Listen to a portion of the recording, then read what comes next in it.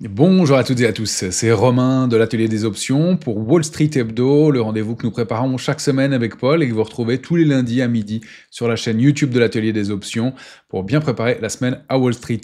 Pensez à liker, à partager ce contenu s'il vous a plu, à vous abonner à la chaîne YouTube de l'Atelier des Options et puis à nous faire part de vos commentaires dans le suivi de cette vidéo. Au programme cette semaine, comme toujours, on va aller s'intéresser au calendrier qui va être un petit peu plus light. On ira faire un saut sur la configuration graphique du S&P. On s'intéressera aussi au ratio put-call qui nous a été bien utile pour Broadcom la semaine dernière. On fera un point sur les stratégies qu'on a suggérées depuis quelques semaines maintenant. Et puis deux publications cette semaine qui vont nous intéresser particulièrement parce que justement, encore une fois, les ratios put-call sont particulièrement optimistes. Donc prudence sur ces titres, manifestement. Les opérateurs sont tous haussiers. Et puis, Paul a détecté pour nous des volumes inhabituels sur un ETF sur l'or, le GLD. On va aller voir quelles implications ça peut avoir et quelle est la stratégie en place pour encore une fois faire un peu de pédagogie aussi. Et puis on terminera comme chaque semaine par le cas d'école de Paul.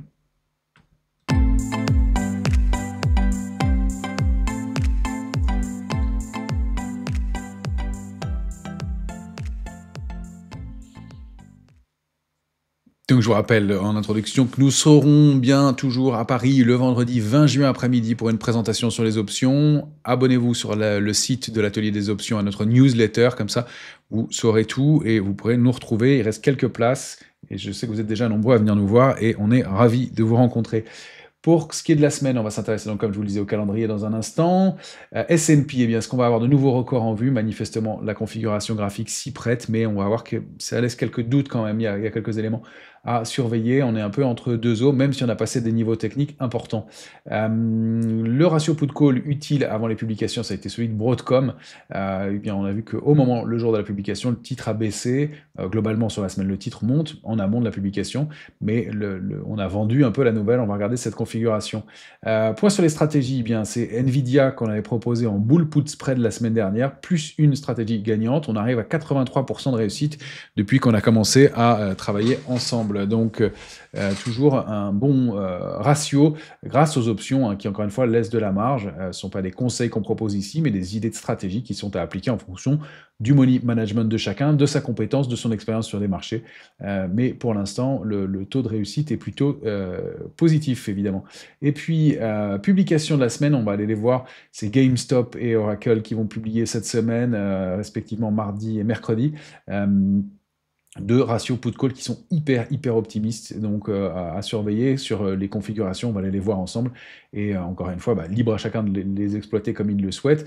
Ce ne sont pas des conseils qu'on va donner non plus là-dessus, mais de repérer quels excès pourraient être en place, quitte à prendre du bénéfice, ou bien pour les plus agressifs, à créer des stratégies autour de ces résultats. Encore une fois, travailler les publications, c'est toujours délicat, mais là, on a deux cas de figure qui sont assez intéressants. Et puis, des volumes inhabituels sur le GLD, je vous le disais, l'ETF sur l'or, et on terminera par le cas d'école de Paul. Cette semaine, ce sera un bear call spread sur GE Aerospace. On va regarder un peu la configuration du titre en détail. Pour le calendrier de la semaine, on aura un calendrier, comme je vous le disais, plus light. Ça va être vraiment l'inflation qui va être au cœur de la macro de la semaine à Wall Street, avec l'indice des prix à la consommation core mensuel pour donc le mercredi, et puis l'indice des prix à la consommation, donc aussi un chiffre d'inflation qui sera publié jeudi. C'est un peu plus light, mais l'inflation toujours importante dans ce contexte. Pour le calendrier à Wall Street, bien, les publications qu'on a retenues, il y en a quelques autres, mais les plus grosses, ce sera en tout cas les plus intéressantes peut-être aussi en termes de configuration, c'est GameStop mardi, mercredi Oracle, et Adobe, on le signale, mais il n'y a pas de configuration particulièrement intéressante. On a un ratio put-call qui, comme vous voyez, je l'ai indiqué en vert pâle, est relativement optimiste. Il n'y a pas d'excès, ni d'excès de pessimisme, ni d'excès d'optimisme avant cette publication sur Adobe. Il y a une configuration qui n'indique pas grand-chose, donc on ne va pas se focaliser dessus. On va regarder tout de suite la configuration du S&P en hebdomadaire. Le S&P la semaine dernière, il a progressé de 1,5%. Avec une position ouverte qui, cette fois-ci, a progressé, contrairement au volume qui n'ont pas été extraordinaires, mais la position ouverte, le nombre de contrats futurs a progressé de 2,45% sur la semaine, donc une hausse qui a été un peu soutenue pour cette progression, et le débordement de ce niveau clé à 5970, qui a été entériné en fin de semaine dernière, même si on a eu un petit peu de de volatilité et du yo-yo autour de ce niveau-là. Mais en fin de semaine, on était au-dessus. Et puis un ratio put-call donc qui baisse un peu, c'est normal avec la hausse de l'indice qui passe à 0,89. On arrive en zone d'optimisme, même si c'est pas encore de l'optimisme fort. Hein. Je rappelle que l'optimisme fort passe quand on passe sous 0,80. Pour l'instant, on peut pas dire que ce soit le cas, franchement. L'alerte de court terme, on l'a fixé à 5784, celle de moyen terme 5597, j'ai rajusté un petit peu les niveaux, et puis celle de long terme, elle est bien plus lointaine maintenant. On va zoomer en journalier pour voir la configuration graphique. Vous allez voir que on a peut-être des éléments intéressants. Si on regarde en termes de trading range, eh bien, on était dans ce grand range, je supprime celle-ci, on était dans ce grand range 5784, 5970. Manifestement, la semaine dernière, on a réussi à déborder ce niveau en clôture de justesse vendredi. On s'est installé au-dessus. Alors, on a du mal à s'en éloigner et donc, légitimement, tant qu'on est au-dessus de 5970, la cible, c'est de dupliquer ce range par le haut, donc d'aller chercher 6161 avec des résistances intermédiaires qui sont ici. 6050 est un gros niveau, 6121 aussi, ça correspond à des niveaux de sommet et des résistances historiques sur le S&P. En revanche, eh bien, on a aussi détecté cette possible figure en biseau. Alors je vais zoomer un peu pour qu'on la voit mieux. Ce possible biseau qui s'est mis en place, on est bien sur le S&P en journalier. Vous voyez qu'on a une série de points bas qui sont formés ici par le point bas du 23 mai, du 30 mai, du 2 juin et du 5 juin. Donc une ligne de tendance haussière qui est bien visible et en revanche on a en contrepartie une oblique baissière qui est formée par cette série de points hauts 1, 2 et 3 et éventuellement l'ouverture même de la bougie du 21 mai. Alors on serait peut-être en présence d'un biseau baissier, un biseau d'épuisement. D'ailleurs on voit qu'on a tenté de le déborder vendredi, qu'on l'a réintégré.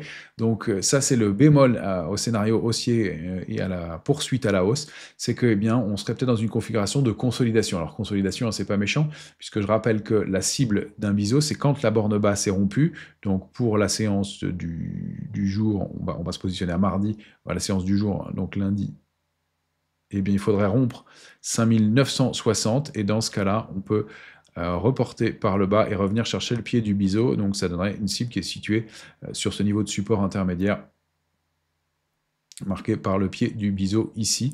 Alors on peut voir cette extension aussi là, puisque je vous donnais ces 4 points. Donc pied du biseau un peu plus bas, autant pour moi, qui est situé dans ce cas-là, à 5767. Donc un retracement possible si on rompt, qu'on réintègre 5970, ce sera un premier message d'alerte évidemment, avec confirmation en rompant, soit en clôture, soit en accélérant, cette oblique, cette ligne de tendance haussière. Alors ça fait un petit mouvement, hein, c'est pas un gros mouvement de baisse par rapport au cours actuel, on peut envisager 4%, mais pourquoi pas. Donc à surveiller, et retour en plus qui correspondrait au bas du range précédent. Donc en fait, le fait de réintégrer 5970 indiquerait une fausse sortie de ce gros plafond de verre, et donc une réintégration avec en médiane 5872, le bas du range 5784 et pourquoi pas le pied du biseau formé ici. Donc un scénario un peu entre deux eaux. Vous voyez, en zoomant à court terme, on a quand même cette oblique qui a quand même bien fonctionné et cet échec avec une sortie. Alors les biseaux sont difficiles à travailler souvent en haut de marché, les obliques donnent parfois et régulièrement de faux signaux, c'est pas extrêmement fiable, il vaut mieux se préoccuper des horizontales. Donc si on clôture sous 5970, premier warning, et tant qu'on arrive à rester au-dessus, vous avez les extensions disponibles ici. On va aller voir Broadcom maintenant, qu'on avait évoqué la semaine dernière. On indiquait ce scénario haussier pour Broadcom, configuration haussière, c'est ça qui était intéressant. Un titre qui était sur des plus hauts en fin de semaine dernière, qui butait contre 242. Avant sa publication, le titre a continué à progresser. On avait une cible idéale de la sortie du range 216,02, 242 à 268,50. On voit que le titre a été presque chercher la cible et justement échec à l'atteindre, et ça c'était un petit signe de faiblesse, mais pour l'instant on reste au-dessus de 242 en termes de configuration graphique. En revanche, ce qui était intéressant, c'est que à la veille de la publication, on a constaté une petite baisse, pas violente, mais avec des volumes très forts, et puis au moment de l'annonce, on a vendu la nouvelle, et donc un contre-pied formé dans ce mouvement haussier. Donc on reste toujours en configuration graphique haussier sur Broadcom, mais encore une fois, malgré l'excellente publication, le titre a quand même perdu 5%. le lendemain de sa publication. Donc vous voyez toujours ce ratio put-call très optimiste qui indiquait que bien, quand tout le monde est acheteur, il est difficile d'aller plus haut. Donc sur la semaine, on reste haussier, mais il y avait un petit écart à réaliser pour les plus agressifs. Et puis peut-être de ne pas se précipiter, retrouver des points d'entrée pour ceux qui voulaient faire des stratégies plus courtes. Pour ce qui est du programme, on avait parlé d'NVIDIA, un bull put spread. On va aller voir la configuration d'NVIDIA suite à cette suggestion de la semaine dernière. Encore une fois, ce ne sont pas des recommandations qu'on donne ici, ce sont des idées de stratégie donc pour lesquelles on ne donne pas les bases. Donc comme ça, c'est libre à vous de les interpréter et de les appliquer ou pas, ou simplement de les prendre comme des cas de pédagogie. C'est ce qu'on souhaite faire aussi. Je rappelle qu'NVIDIA était collé dans un grand trading range 120, 136, 35. Donc on entamait la semaine dernière avec un titre qui avait réintégré ce trading range, et Paul nous avait proposé ce bull put spread, donc stratégie haussière qui consiste à vendre, je le rappelle, un put hors de la monnaie, plus ou moins haut selon sa sensibilité. Plus je vais le vendre proche de la monnaie, plus je vais encaisser de prime, mais plus je vais prendre de risques. Plus je vais le vendre bas, plus je vais avoir de marge, mais moins la prime que je vais encaisser sera importante. Et puis en contrepartie de cette stratégie, toujours, et c'est ça l'intérêt des stratégies d'options, je mets une sécurité avec un achat de put plus bas pour limiter le débit. Et donc, bien, mon crédit généré par la vente de put va être limité. Je vais perdre un peu en achetant ce put, mais ça va être quand même une stratégie qui restera créditrice. Et selon le niveau auquel je vais acheter mon put, bien, plus je vais l'acheter bas, moins ma couverture va me coûter cher, évidemment, mais plus ma stratégie va être risquée. Plus je vais le prendre court, bien plus ma stratégie moins ma stratégie va me rapporter, mais plus je serai protégé et mon point mort se situera donc à l'intérieur en fonction bien, du niveau de crédit et de débit que je vais avoir choisi. En tout cas, bien, une stratégie gagnante de plus puisque on a ouvert en hausse et au bout du 3e jour, la stratégie est sortie gagnante. Donc dès jeudi, on a pu encaisser sur cette stratégie de bull put spread. Une configuration qui n'était pas évidente parce que c'est un titre qui avait fait une fausse sortie par le haut, réintégré le range et encore une fois, bien, avec la marge que laissent les options, ça permettait de travailler dans cette configuration un scénario haussier détecté encore une fois par les backtests de Paul qui fonctionnent manifestement très bien. Deux publications, je vous ai dit, sur lesquelles les ratios put-call sont extrêmement optimistes. On a GameStop pour commencer. GameStop, on va aller voir la configuration en hebdomadaire. GameStop, donc bien, on aborde cette publication avec un ratio put-call de l'ordre de 0,30, 0,33 et un titre qui ne fait rien, qui est complètement bloqué dans un trading range depuis juin 2024, donc depuis un an, entre 34,37 en haut et 20,50 en bas. On a vraiment testé et réintégré la borne haute, borne basse un peu enfoncée, mais tester et préserver. Ici, on n'a même pas été la chercher, et ici, tester. Et là, encore une fois, fausse réintégration. Alors là, on n'a pas une configuration qui est hyper optimiste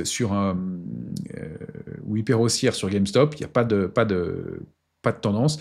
Le titre est sans tendance, dans un très large range. On est pour l'instant sur la borne haute de la médiane, mais si on va regarder en journalier, c'est ça qui est intéressant. Il y a eu un vrai contre-pied au moment de la tentative de sortie du range, avec un gros avalement baissier, une accélération baissière, et pour l'instant un titre qui stabilise. Donc on peut envisager, avec cette configuration, pourquoi pas une poursuite à la baisse de GameStop sous forme de contre-pied, puisqu'on a formé donc un fanion, une accélération baissière qui pourrait être dupliquée par le bas et qui permettrait, bien, en cas de rupture de ces niveaux, d'aller chercher une zone proche du bas du range qui est située aux alentours de 22,90. Donc, encore une fois, une situation qui est en demi-teinte. On voit d'ailleurs ces mèches de rejet. À chaque fois qu'on approche de la borne haute ici, on a des rejets systématiques. Donc une configuration qui n'est pas extraordinaire pour GameStop et un ratio put-call hyper optimiste à quelques jours de sa publication. Donc à surveiller encore une fois. Là, on a plutôt un cas de figure intéressant dans la mesure où eh bien, la configuration est déjà un peu dégradée à court terme, même si elle est neutre à moyen et long terme. Prudence, en tout cas, vous vous souvenez que GameStop, c'est un titre qui fait l'objet de beaucoup de spéculations sur les réseaux, et notamment sur le forum de Reddit. Autre publication qui nous intéresse, avec une configuration dont on avait déjà parlé, on avait déjà travaillé Oracle et il y a quelques temps, dans nos analyses. Oracle, eh bien, elle est peut-être au sein d'un canal haussier. Je dis peut-être parce que je n'ai pas tous les points hauts, mais on a quand même 1 et 2 pour la borne haute du canal, ici débordé et ici testé. Donc un possible canal haussier, c'est pas ce qui nous intéresse tellement, c'est que en revanche, borne basse, c'est très propre, testé une fois, 2 fois, et 3 fois. Donc on a cette ligne de tendance haussière, le titre est haussier, il évolue donc au-delà d'un gros support à 167,70, on a une configuration qui est bien haussière, mais on arrive contre des niveaux importants, 177,10 par exemple.